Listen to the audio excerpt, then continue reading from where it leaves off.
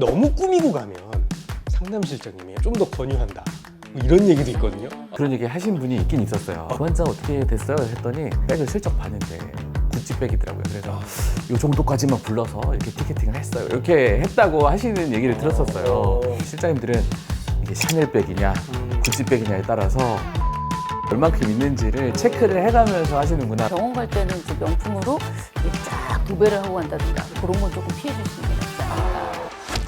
선생님 안녕하세요. 안녕하세요. 피부과 편이 나가고 많은 질문들이 들어왔는데 어떻게 해야 이 피부과 상담을 잘 받을 수 있을까요? 꿀팁 없나요? 이런 질문들이 진짜 많았거든요. 가장 먼저 좀 떠오르는 게 다른 병원하고 다르게 피부과에는 상담실장님이 따로 있나요?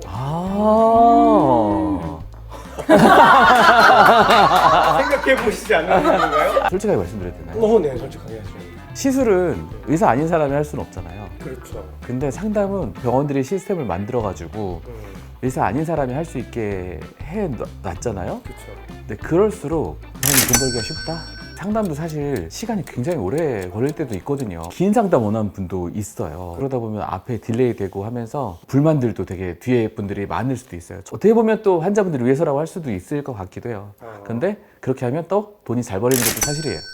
제가 피부과 갈 때 늘 고민이 되는 게 저는 제 피부가 무슨 타입인지 모르거든요. 이거를 알고 가야 되나요? 아니면 가면 알려주나요? 모르고 하셔도 됩니다. 그러면 가면 알려주나요? 이렇게 막 굳이 원하면 당연히 알려드리는 거지만 네. 뭐 궁금해하지도 않는데 당신 타입이 뭔지 아세요? 이렇게 알려주진 않아요. 네. 그래요. 집에서 좀 내 피부 타입이 어떤지 알 수 있는 방법이 있나요? 어렸을 때부터 피부결이 곱다, 모공이 작은 분들, 여드름이 잘 안 나는 분들 이런 분들이 좀 건성인 경우가 많고요. 그리고 피부를 이렇게 잡았을 때 좀 얇게도 잡히고 또 이렇게 피부가 좋아 보이지만 약간 좀 이렇게 잡았을 때 좀 쪼글쪼글이 좀 나이가 있잖아요. 네. 어려 보이지만 그런 분들이 이제 건성인 경우가 많고 피부가 좀 얇게 잡으려고 해도 두껍게 잡히면서 이제 모공이 좀 넓고 네, 개기름도 많이 나오고 네. 그러니까 여드름도 많고 그런 분들이 이제 지성인 경우가 많아요. 그럼 지성이시고 건성이시고 네. 그렇죠. 맞나요? 네. 맞아요. 저는 무슨 성인가요? 만져봐도 될까요? 네, 만져주세요. 네. 피부가 아주 두껍지는 않으시고요. 그냥 복합성 정도 됩니다. 예. 약간 이도 저도 아니면 복합성이라고 보면 되는 거군요. 피부과를 방문할 때요. 보통 내가 무슨 시술을 받을지 좀 이렇게 정해놓고 오는 경우들이 있잖아요. 네. 근데 그런 게 좋은 건가요? 아니면 그냥 열린 마음으로 와서 다 상담받고 이런 게 조금 더 좋을까요? 어떤 게 좋을까요? 이제 그거에 대해서 생각한 바가 있어야 이제 얘기도 더 쏙쏙 들어오고 그렇기 때문에 맞아요. 조금 알아보고 오시는 게 좋은 것 같아요. 저는. 그냥 여러 군데 또 다녀보시는 것도 괜찮아요. 시술 한 번도 안 해봤다 그러면 뭘 물어봐야 될지 몰라서 못 물어보세요. 근데 다니다 보면 공부가 되고 알게 되니까 그때 또 자세하게 물어보셔도 돼요. 너무 꾸미고 가면 상담실장님이 이 사람 돈 좀 있네 해가지고 좀 더 권유한다 뭐 이런 얘기도 있거든요. 사실 편하게 실장님들이랑 친해졌을 때는 그런 얘기 하신 분이 있긴 있었어요. 그래요? 의사 상담을 먼저 하는 병원이었는데 그 환자 어떻게 됐어요? 했더니 백을 슬쩍 봤는데 구찌백이더라고요. 그래서 요 정도까지만 불러서 이렇게 티켓팅을 했어요. 이렇게 했다고 하시는 얘기를 들었었어요. 그때 저희가 느낀 게 실장님들은 이게 샤넬백이냐 구찌백이냐에 따라서 지불 용의가 얼만큼 있는지를 체크를 해가면서 하시는구나라는 생각을 그때 처음 했어요. 그럴 가능성도 있긴 하겠군요. 네. 일부만. 일부는 네, 그렇죠. 대부분은 안 그러시겠지만. 그렇죠, 그렇죠. 네. 그래서 병원 갈 때는 이제 명품으로 이게 쫙 도배를 하고 간다든가 그런 건 조금 피해 주시는 게 낫지 않을까. 이건 좀 해도 되는 질문인지 모르겠는데요. 횟집 같은 데 가시면 5만 원어치 이렇게 좀 제대로 해주십시오. 좋은 걸로 주세요. 이렇게 하거든요. 피부과도 금액을 정해놓고 10만 원 안에서 저한테 좀 적합한 거 해주세요. 뭐 이렇게 할 수도 있나요? 그러면 이제 그 가격대 안에서 찾아드리죠. 그렇게 하시는 분들도 있나요, 혹시? 아직은 없었는데. 제가 처음이군요. 나는 이거 되게 많을 줄 알고 했는데 제가 처음이군요.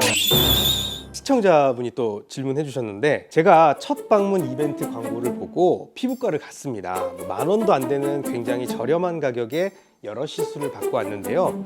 뭔가 근데 좀 시간도 짧고 효과도 좀 적은 것 같은데 느낌 탓인가요? 라고 하시는데 그거를 성공을 시키려면 그 병원에서 첫 방문일 때 신경을 더 많이 써야 될 것 같아요. 정가의 시술로 돌아갈 수 있게 만들어야 되니까 그 시간도 많이 할애하고 설명도 더 많이 했어야 됐을 텐데 그렇지 못한 병원에 가신 거잖아요, 이분은. 예. 그러면은 그거는 병원을 잘못 선택하신 것 같아요. 병원의 마케팅 전략의 실패다. 네, 첫 방문일 때 진짜 신경 많이 써주는 데가 있을 거예요. 그런 데로 가시는 게 좋지 않을까 네, 생각을 합니다. 그러면 상담실장님한테 말리지 않는 꿀팁 이런 게 있을까요? 일단은 내가 확신이 서지 않으면 그날은 시술을 안 받고 상담만 받고 나오는 거예요. 아, 그렇게 해도 괜찮나요? 괜찮죠. 예. 상담 비용을 따로 받는다거나. 안 받는 병원이 더 많을 거예요. 굉장히 하고 싶을 때가 있거든요. 예를 들어서 네네. 뭐 남편이 바람이 났다든지 소개팅 할 때마다 막 요즘에 안 좋다든지 사람이 좀 마음이 약해지고 그런 날이 있어요. 네. 그때 옆에서 너 이거 하면 너 인생 바뀔 수 있어. 약간 이런 식으로 하면 당연히 거기 혹할 수밖에 없잖아요. 그러니까 일단은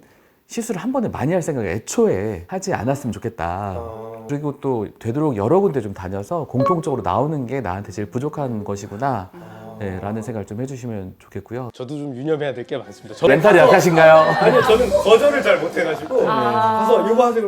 그럴까요? 이렇게 막 결제하고 막 이러다 보면 막 다음날 카드까지 막 많이 나오고 이랬는데 좋은 피부과 그리고 나한테 맞는 피부과를 찾는 법이 있을까요?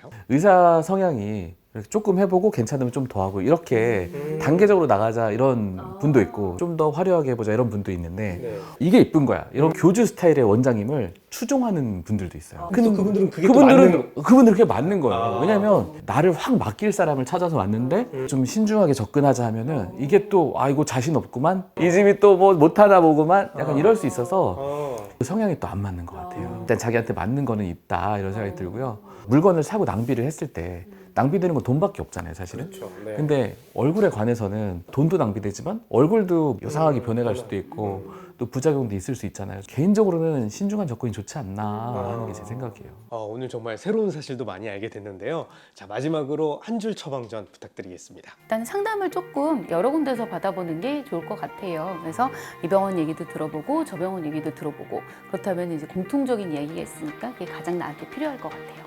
저는 아무것도 모르고 여기 말에 휘둘리고 저기 말에 휘둘리고 이런 것보다는 네.